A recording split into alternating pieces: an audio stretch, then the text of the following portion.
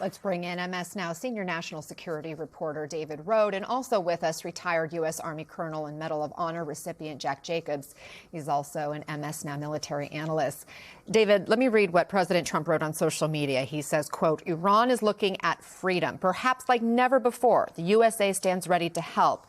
We, of course, have seen uprisings in Iran before. Does this time feel different? How vulnerable is the regime? These are larger, and if that death toll of 500 is actually correct, that would be more than the previous two protests we've seen recently. On the flip side, though, the Iranian government has gotten much better at blocking all communications in the country.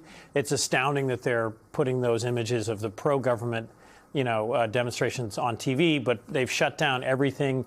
There are Starlink, the satellite system that Elon Musk makes, they are in Iran, but they're using military-grade, military-level jamming equipment to block GPS signals, and that shuts down Starlink. So one basic thing the United States could do, one dissident told me, is to just help end that blocking, somehow help the protesters get their messages, get these images out to the outside world and communicate with each other, because this is grassroots, it's spreading, but this blackout is effective at this point. We heard the president there, Colonel Jack, in effect, kind of threaten Iran, right? He says they want to talk, but we may have to act before that. What do you make of the threat, and how does Iran respond to that?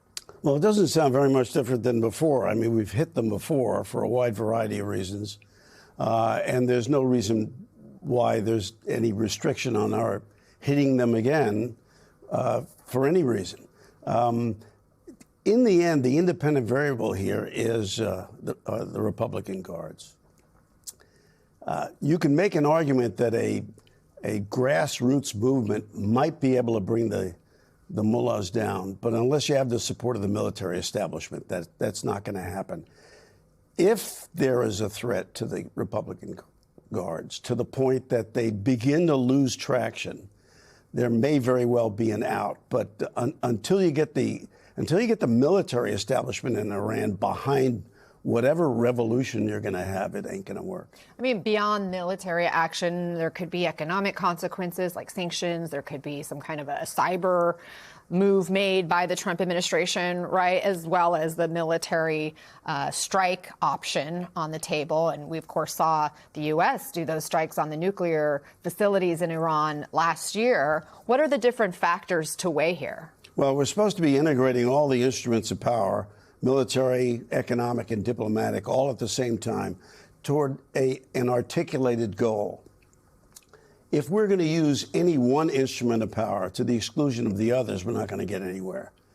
If our objective is to bring the mullahs down, just attacking Iran is not going to do it. I mean, we've done it before, and it didn't bring them down.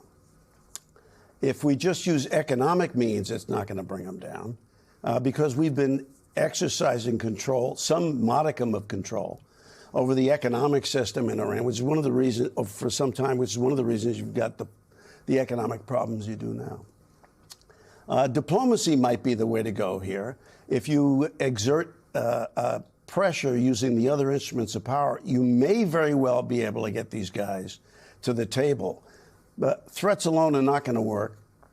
And spasmodic attacks in Iran are not going to work. At the end of the day, I go back to what I said before, you're going to have to get the military establishment behind a change in regime to have a change in regime, and so far we don't see that happen. David, what are these protests all about? What sparked this recent, outcry in the streets, and what could be the impact of U.S. action on those protesters? Economic corruption. In terms of the currency has just collapsed. People can't basically provide for their families. These started in cities outside of Tehran and spread to Tehran. So in a way, the economic sanctions that the Colonel mentioned are working finally. The problem is that at this point, there are enough members of the Revolutionary Guard, as the Colonel said, who are willing to shoot dead peaceful protesters. That's, in a way, is the definition of state power. So, again, this plea I heard from this dissident was some kind of, maybe some talks would help, but also blocking or somehow ending this blackout on information getting communications systems in that can help protesters coordinate with each other, and so that this can keep building. Meantime, there was action in Syria over the weekend. David, bring us up to speed on those U.S. strikes against ISIS targets in Syria. What was the goal of this mission, and is there any retaliatory action expected? This is a continuation of the U.S. President Trump vowed to retaliate after there were 2 service members killed in Syria several weeks ago, and it was multiple strikes in multiple locations. But the broader dynamic here is airstrikes. Are airstrikes alone enough to? And look, they were enough to help capture the President Maduro in Venezuela.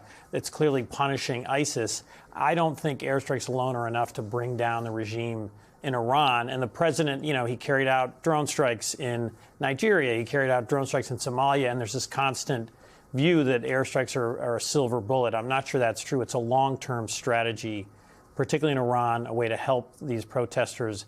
That's going to make a difference here, not simply airstrikes. And Colonel, we saw the U.S. move all these military assets and personnel to the region around Venezuela. So are we vulnerable right now in the Middle East as we're taking action in Syria and threatening action in Iran? Well, we certainly don't have the assets now in the Middle East in order to execute the kinds of attacks the president's talking about. The USS Gerald Ford aircraft carrier, that carrier strike force was moved, as you say, from that region over to the Caribbean. So we don't have the assets to do the kinds of things we would really like to do. It's interesting to note that to extrapolate one of the things that you mentioned that's really, really important is that strikes alone are not going to do anything. We have people on the ground right now whose sole purpose is to train those on the ground, indigenous forces, to resist ISIS, to destroy ISIS, to support the government of Syria and so on.